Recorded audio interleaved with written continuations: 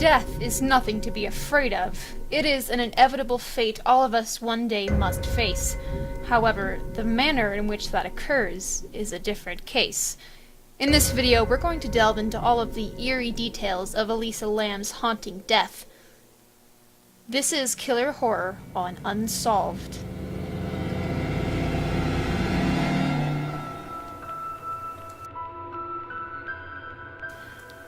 Elisa Lam was born on April 30th, 1991 in Vancouver, Canada, the daughter of immigrants from Hong Kong.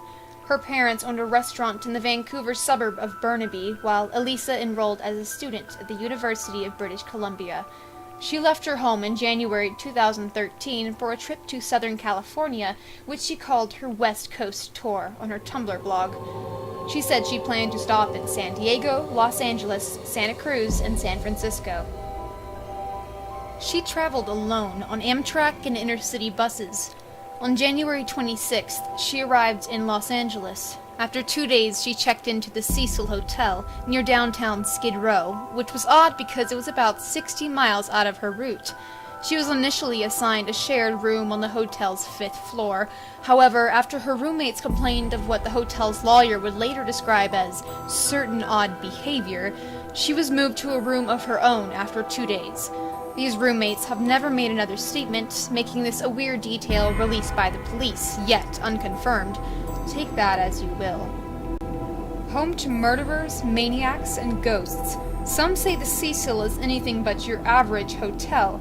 Many believe it's cursed. Always playing the part of a home for transients and homeless, perhaps the Hotel Cecil's most famous guest was Richard Ramirez, the Night Stalker. Richard Ramirez lived at the Cecil Hotel for a year whilst continuing his killing. However, he is not the only person of malicious intent to stay at the Cecil Hotel. Jack Underweger, an Australian serial killer, also called the hotel his home in 1991 and lived there while he killed.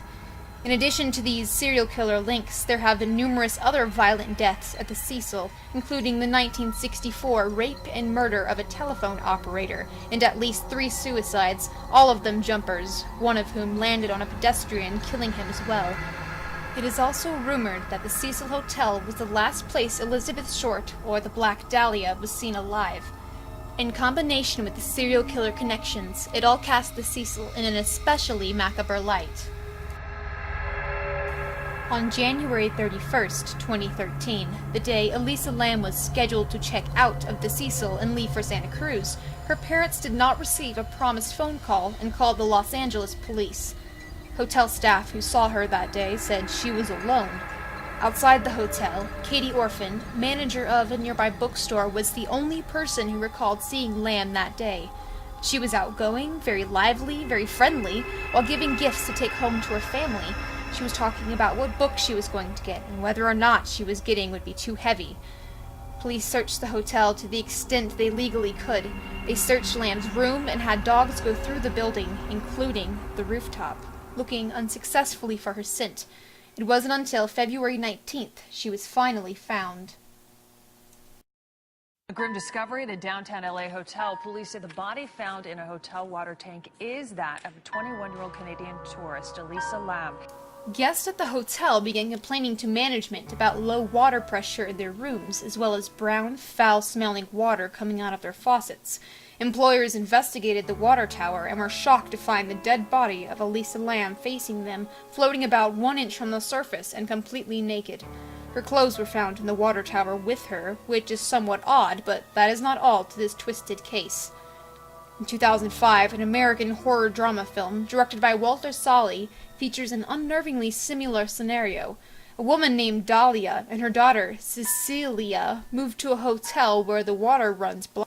Cecilia makes a menacing imaginary friend, and in the end, their bodies are found in the water tower. The coincidences don't end there, though, as the movie even features an elevator scene that's very similar to the only footage found of Elisa the day she went missing.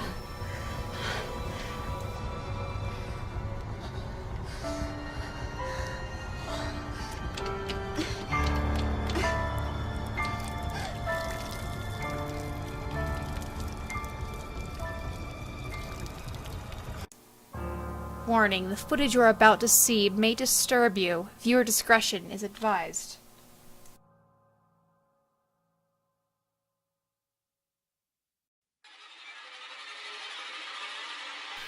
Here we see Elisa Lam fumble with the elevator buttons, and as she stands up, the elevator begins to close and gets stuck. The following movements she makes are both disturbing and mysterious. She quickly darts her head out as if to make sure no one is following her, but what she sees seems to terrify her.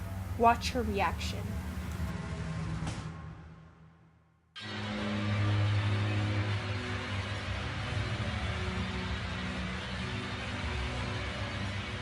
What you are about to see is a series of odd and disturbing movements.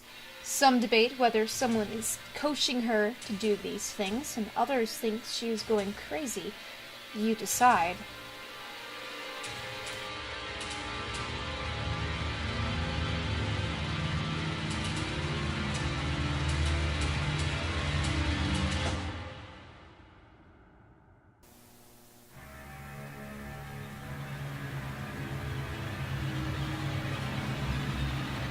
She raises her arms as if she's talking to someone, but it's unclear as she's facing a wall that we can clearly see.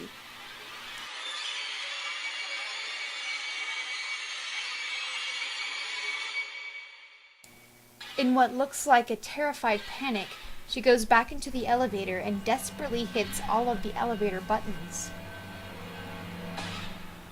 However, it is to no avail as the elevator door refuses to close.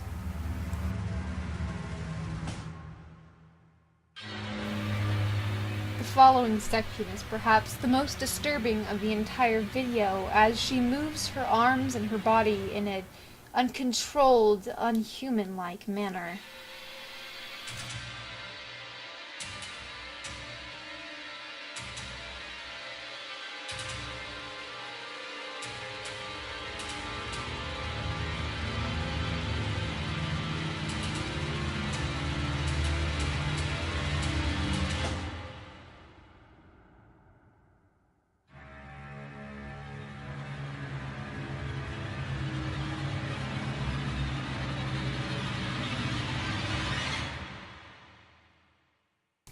And that was the last Elisa Lam was ever seen. When her autopsy was released, her cause of death was determined to be drowning, although there was no water in the lungs. At first it was determined to be an accident, but how she got into the water tower was the only problem. The only way to get to the water tower from downstairs would be the fire escapes, which were barred away from the water tower by locked doors, password saved. There was also a main staircase with the same lock system in place, but no unlocking was recorded the night she went missing.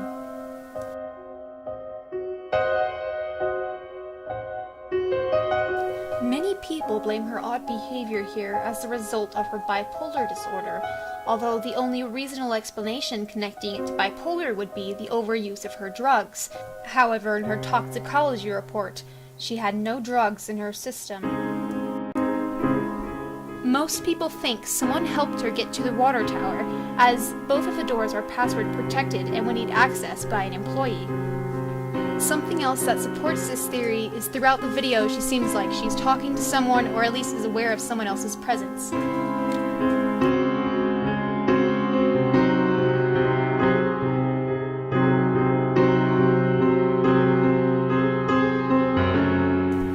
During my research, I found that the elevator doors open up to a mirror that shows both sides of the hallway, which she is facing for nearly the entire video. That sums up most of the main theories, although of course some people have crazy theories like she was an Illuminati sacrifice or was kidnapped by aliens, but those are a little out there for most people.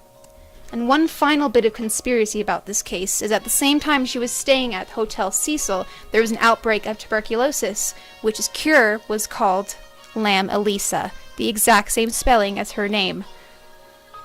This has been Killer Horror on Unsolved, and I will see you next time.